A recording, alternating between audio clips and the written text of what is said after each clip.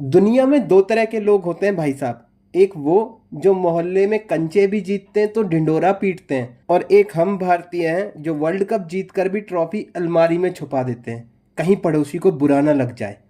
हम वो लोग हैं जो खुद के घर में आग लगने पर फायर ब्रिगेड को फोन करने से पहले ये सोचते हैं कि लोग क्या कहेंगे। आग कैसे लगी थी? आज की ये कहानी हमारी इसी महान चुप्पी और जिसने भारत के सबसे घातक हथियार तेजस का गला घोट दिया है उसके ऊपर है। कल्पना कीजिए आप एक गली क्रिकेट मैच खेल रहे हैं, सामने वाली टीम के पास आईपीएल का सबसे महंगा गेंदबाज है।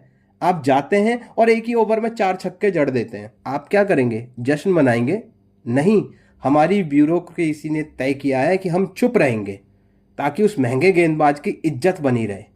यही हुआ तरंग शक्ति युद्धाभ्यास में।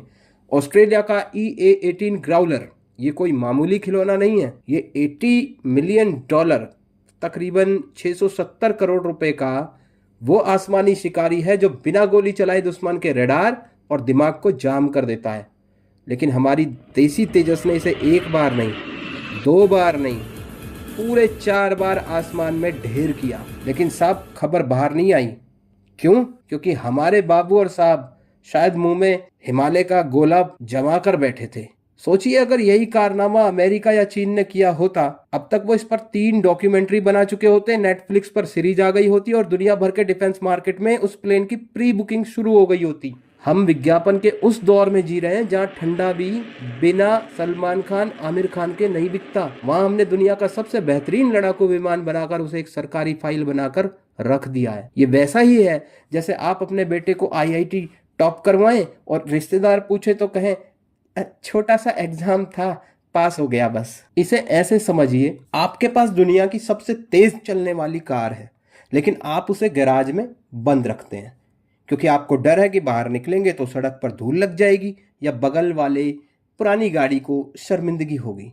आज दुनिया हथियारों की मंडी है, यहाँ जो दिखता है वो बिकता है। अगर 2024 में ही हमने डंके की चोट पर यह बताया होता कि हमारे 15 से 20 साल के देसी लड़के ने अमेरिका के सबसे एडवांस इलेक्ट्रॉनिक वॉरियर की धज्जियां उड़ा दी है, तो आज दक्षिण पूर्व एशिया से लेकर मिडिल ईस्ट तक तेजस की फैक्ट्रियों के बाहर लाइन लगी होती। हमें GE के इंजीनियरों के लिए अमेरिका के आगे हाथ नहीं फैलाना पड़ता, बल्कि वो खुद दौड़ कर आते क्योंकि उन्हें पता होता कि तेजस का ऑर्डर मिलना मतलब अरबों डॉलर का मुनाफा है।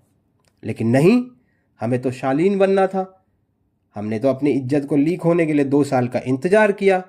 जानते हैं इसका नतीजा क्या हुआ? हमारे पायलटों का लोहा पूरी दुनिया ने मान लिया, लेकिन हमारे सिस्टम ने तेजस के पैरों में लेट लतीफ़ी की बेड़ियां डाल दी। जब तक हम अपनी उपलब्धियों का सम्मान करना नहीं सीखेंगे, दुनिया हमें सिर्फ मार्केट समझेगी, मेकर नहीं समझेगी।